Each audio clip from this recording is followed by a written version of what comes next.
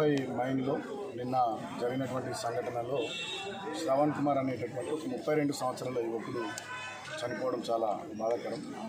అందరినీ కూడా చాలా ఆవేదనకు గురి చేసినటువంటి సంఘటన. గడిచిన 20 నెలలుగా సింగరేణిలో యాజమాన్యం యొక్క నిర్లక్ష్య వైఖరి, అనవసరమైనటువంటి వర్క్ ప్రెషర్, పని ఒత్తిడి, లాభార్జన ధ్యేయంగా ప్రొడక్షనే లక్ష్యంగా సింగరేణి యాజమాన్యం కార్మికుల మీద పెడుతున్నటువంటి తీవ్రమైనటువంటి పని భారము, ఒత్తిడి, దానివల్ల అనేక అనర్థాలు గడిచిన 20 నెలల్లో జరిగినాయి. ఇవాళ సింగరేణి పరిస్థితి ఎట్లుందంటే అయ్యలేదు అవ్వలేదు అన్నట్టు అయిపోయింది. సీఎండి పట్టించుకుంటలేడు, సంబంధిత మంత్రి పట్టించుకుంటలేడు, ఈ కోల్బెల్ట్ ఏరియాలో ఉన్నటువంటి ఎమ్మెల్యేలు పట్టించుకుంటలేరు. ప్రభుత్వం ముద్దు నిద్రపోతుంది.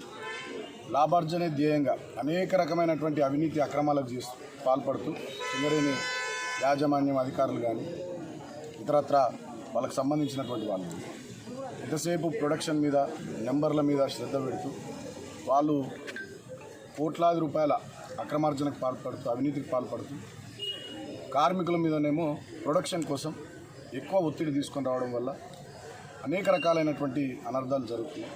దాంట్లో నిన్న కేకే5లో జరిగినటువంటి సంఘటన కూడా దాంట్లో భాగంగానే నేను చూస్తూ ఉన్నా. పాత వెహికల్స్ వాడడం, పూర్తి స్థాయిలో సేఫ్టీ మెజర్స్ తీసుకోకపోవడం, ఇటువంటి అనేక రకాలైనటువంటి దుర్మార్గపు చర్యల వల్ల ఇవాళ ఈ రకమైనటువంటి సంఘటన జరిగింది. నిజంగా సింగరేణి యాజమాన్యం నేను అడుగుతా ఉన్నా, ఇప్పటికైనా ఇటువంటి ఆపాలంటే, అరికట్టాలంటే సేఫ్టీ మెజర్స్ తీసుకోవాలి. మీరు అవినీతి అక్రమాల మీద, లాభార్జనే ధ్యేయంగా బతకడం మీద శ్రద్ధ మానేసి కార్మికుల భద్రత మీద కూడా శ్రద్ధ పెట్టాలి. ఎందుకంటే దినదిన గండం నూరెల్లాయిష్ అన్నట్టు కార్మికులు ఇవాళ కేవలం రామకృష్ణాపూర్, మందమర్రి మనేరియానే కాదు, ఎంటైర్ కోల్బెల్ట్ ఏరియాలో ఈ 20 నెలల్లో చాలా ఇటువంటి సంఘటనలు జరిగినాయి. మైన్ యాక్సిడెంట్స్ చాలా అవుతూ ఉన్నాయి. సో ఇది ఎట్టి పరిస్థితుల్లో మంచిది కాదు.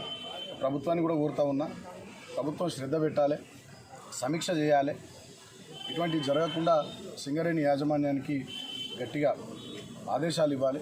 సింగరేణి యాజమాన్యం కూడా సీఎండి నుంచి మొదలుకొని జీఎంల దాకా ప్రొడక్షన్ మీద, అవినీతి అక్రమాల మీద, ప్రత్యర్థి పార్టీల నాయకులను అటు ఇటు ట్రాన్స్ఫర్లు చేసుడు మీద, దీని మీద శ్రద్ధ తగ్గించి కార్మికుల భద్రత మీద శ్రద్ధ పెట్టాలని నేను కోరుతా ఉన్నా.